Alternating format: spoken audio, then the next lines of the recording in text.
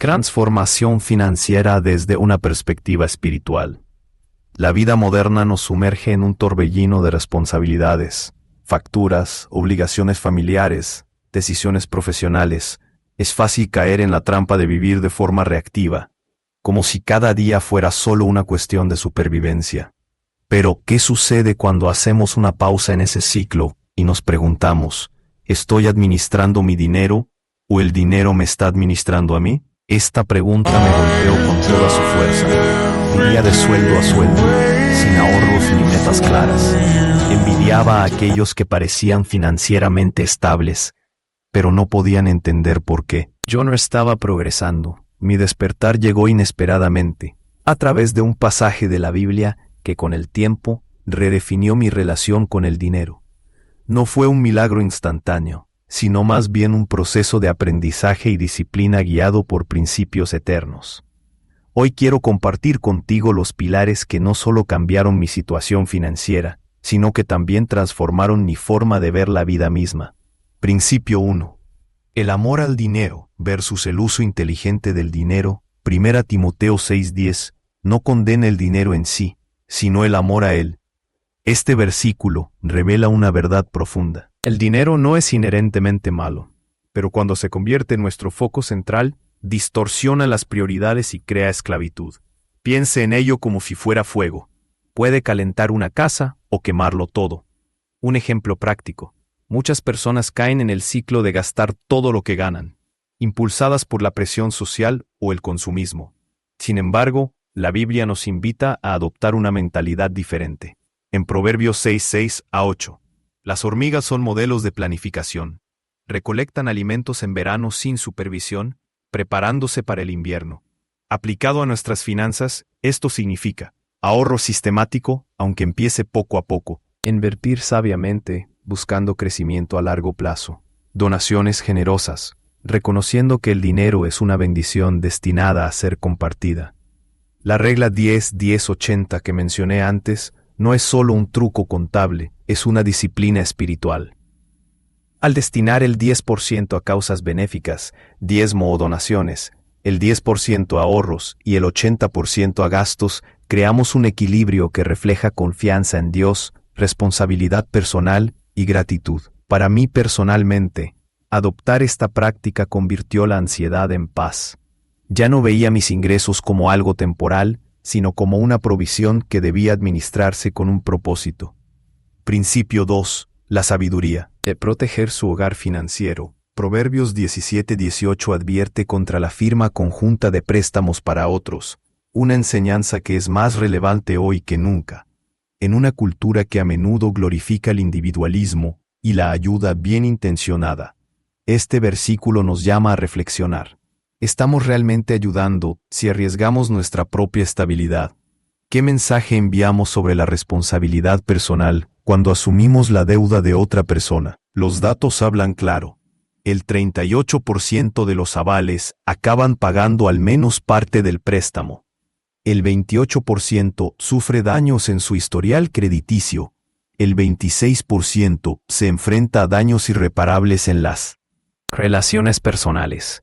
Este principio nos recuerda que proteger nuestro hogar no es egoísmo, es sabiduría. La verdadera generosidad fluye desde un lugar de fortaleza, no de agotamiento. Ayudar a los demás nunca debe hacerse a costa de comprometer el fundamento que Dios nos ha confiado. Pero la Biblia no solo señala riesgos, también ofrece alternativas. En lugar de firmar conjuntamente, podemos dar como acto de gracia sin esperar nada a cambio, ofrecer consejos prácticos para ayudar a alguien a construir su propia independencia.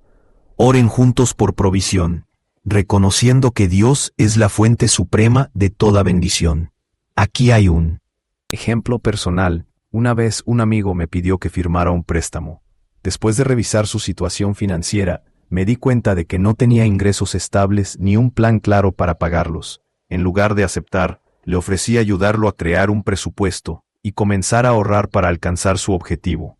Aunque al principio se sintió frustrado, meses después me agradeció por no permitirnos cometer juntos un costoso error financiero. La verdadera ayuda no siempre es el camino más fácil, pero siempre es el más sabio. Principio 3. Invita a Dios a tu billetera. La transformación financiera no se trata solo de números. Se trata de alinear nuestro corazón con los valores del reino. En Mateo 6:21, Jesús dice: porque donde esté vuestro tesoro, allí estará también vuestro corazón. Esto plantea una pregunta desafiante. ¿En qué estoy invirtiendo mi tiempo, energía y recursos? Para aplicar este principio, orar antes de cada decisión financiera, pidiendo sabiduría, Santiago 1:5. Lea la Biblia a través de una lente económica, buscando enseñanzas sobre justicia, generosidad y mayordomía. Rodéate de comunidad, compartiendo tus objetivos y desafíos con personas que te harán responsable. Por mi propia experiencia, he aprendido que la paz financiera no proviene de tener un gran saldo bancario, sino de saber que estoy usando lo que tengo de acuerdo con los propósitos de Dios. Ahorrar para un sueño, pagar deudas sin pánico o dar incluso en tiempos de escasez se convierten en actos de fe que profundizan mi relación con Él. El camino hacia la libertad financiera, un viaje colectivo, nadie tiene todas las respuestas. Y eso está bien. El crecimiento financiero es un viaje progresivo, lleno de errores y ajustes a lo largo del camino. Lo hermoso es que no lo hacemos solos. Podemos aprender de los demás, orar unos por otros y celebrar cada pequeña victoria. Si estos principios te resuenan, te invito a escriba su propia historia financiera, identificando áreas donde necesita curación. Fíjese objetivos realistas, como ahorrar 3 meses de gastos o liquidar una deuda en un año. Comparte tu testimonio, inspirando a otros a buscar la libertad. Recuerde, cada paso hacia la sabiduría financiera es un paso hacia la libertad que Dios desea para usted, como dice 2 de Corintios 3:17. Ahora bien, el Señor es el Espíritu, y donde está el Espíritu del Señor, allí hay libertad. No se trata de perfección, sino de progreso guiado por un propósito superior. ¿Estás listo para comenzar? Más allá del pacto financiero, una vida sostenida por la fe. Cuando elegimos celebrar un pacto financiero con Dios, no estamos simplemente estableciendo un plan práctico para administrar los recursos. Estamos plantando las raíces de una vida basada en la confianza divina. Este tipo de pacto no es una fórmula mágica, sino un compromiso diario de alinear nuestras decisiones con los valores del reino: integridad, generosidad y libertad. Como nos recuerda Proverbios 3:5-6. Confía en el Señor con todo tu corazón, y no te apoyes en tu propia prudencia. Sométete a Él en todos tus caminos, y Él enderezará tus veredas. Este camino requiere dejar de depender de las soluciones humanas y abrazar la sabiduría eterna que trasciende las fluctuaciones económicas. Generosidad, un acto de fe que transforma. Dar no es solo una acción, es una declaración de fe. Reconoce que todo lo que tenemos proviene de Dios y que somos mayordomos, no propietarios.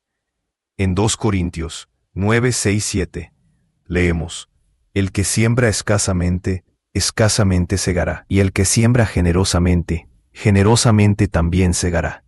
Cada uno de vosotros debe dar lo que haya decidido en su corazón, no de mala gana ni por obligación, porque Dios ama al dador alegre. El gozo al dar refleja nuestra confianza en la promesa que se encuentra en Lucas 6:38. Dad y se os dará. Se os echará en el regazo una medida buena, apretada, sacudida y rebosante. Cuando damos, no solo bendecimos a los demás, cultivamos un corazón agradecido, libre de avaricia, que la Biblia llama la raíz de todo mal, Timoteo 6:10. Deuda, un vínculo que limita la libertad espiritual. Proverbios 22:7 habla no solo de esclavitud financiera, sino también de esclavitud espiritual. El rico domina a los pobres, y el que toma prestado es siervo del que presta. La deuda afecta más que nuestras billeteras. Impacta nuestra capacidad de responder al llamado de Dios.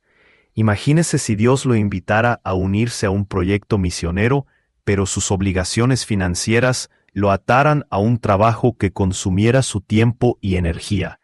La libertad financiera no es un lujo, Es una necesidad para vivir plenamente su propósito divino. La disciplina del ahorro, una parábola moderna. El hábito de ahorrar no es codicia, es sabiduría.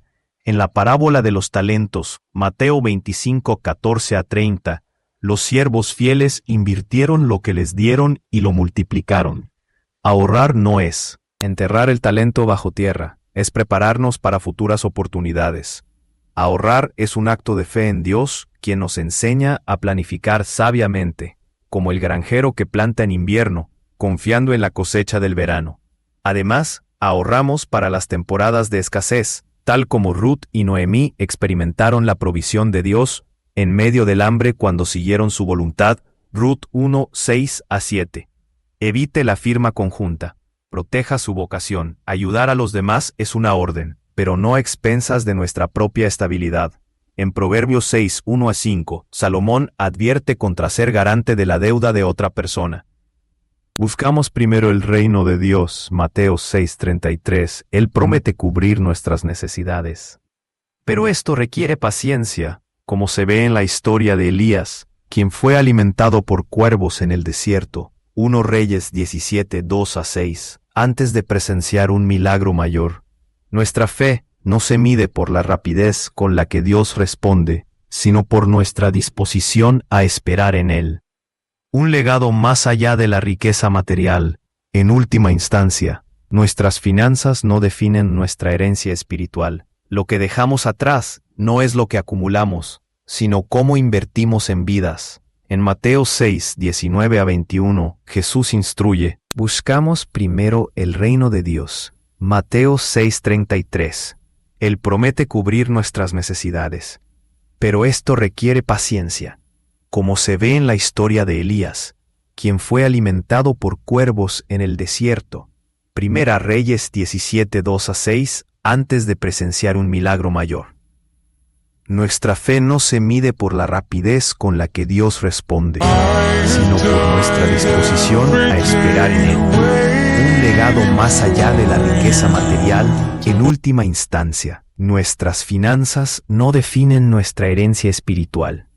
Lo que dejamos atrás no es lo que acumulamos, sino cómo invertimos en vidas. En Mateo 6, 19 a 21, Jesús instruye: no os acumuléis tesoros en la tierra, donde la polilla y los insectos destruyen, y donde ladrones minan y hurtan. Más bien haceos tesoros en el cielo, porque donde esté vuestro tesoro, allí estará también vuestro corazón. Un pacto financiero con Dios no tiene como objetivo las riquezas terrenales, sino la construcción de su reino. Invertir en educación, salud, justicia social y evangelización.